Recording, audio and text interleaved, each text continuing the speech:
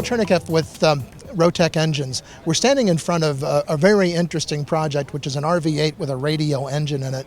How do people come to Rotec and say, you've got these great engines, we want to see interesting things we can do with them? Well, basically back in 1999 we came up with the concept of developing a small radial engine for home-built and experimental use, and we didn't really have much of a market plan or business plan. We thought radial engines are cool. If we build one small and compact enough, I'm sure people will use it. And behind us here with Brian Kelly is an example of that. He had the vision to take an RV8 and use one of our 3600 radial engines, which is about the same horsepower as a 320. So it fitted his design parameters, and here it is. What were some of the modifications that he had to do to go from like a Rotax or a Lycoming engine to a Rotec Radial for the RV8? Well, not that much, but in Brian's case, he's done a little bit more work than you otherwise need to. He's changed the turtle deck and the front and rear turtle decks to give it a little bit more of a rounded shape. But other than that, it is a standard RV8, and you could get this engine on an RV8 with nothing more than, to be honest, an engine mount.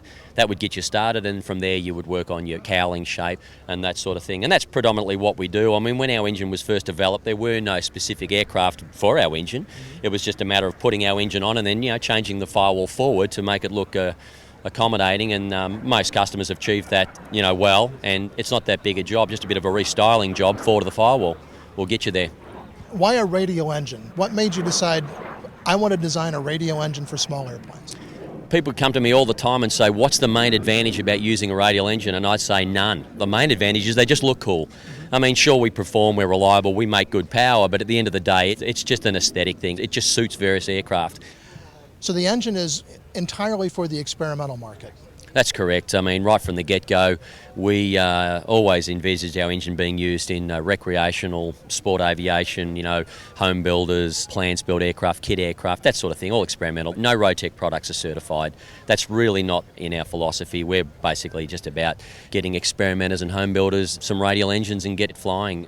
Now, something else that's really kind of unique here is you've got one of your engines in a motorcycle. It's interesting, when we first started building the engine, we really had no idea how it would be used. We figured it to be used in biplanes and, aircraft that typically use radials. But then we started to see aircraft like Kit Fox and a whole myriad of aircraft that really surprised us, but they're all spectacular. So, Paul, what does the engine cost? The 3600 on the Esche Special is currently, that's the 150 horsepower 9-cylinder. It's running at the moment 23,900.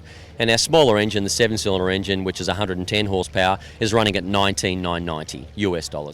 Well, Paul, thanks very much for taking some time to talk with us on Aero-TV. It's a great looking engine and makes for a cool airplane. No, you're welcome. Thanks for talking to me.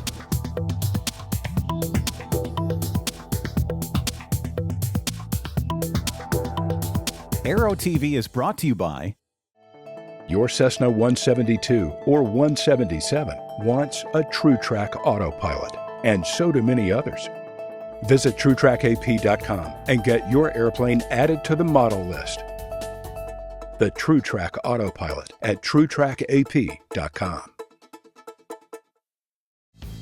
Progressive Aerodyne's Sea Ray Elite offers turbocharged Rotax power and Garmin G3X touch avionics. Incredibly well equipped, you can fly away in this best-in-category amphib for less than $160,000. Visit searay.com for more details.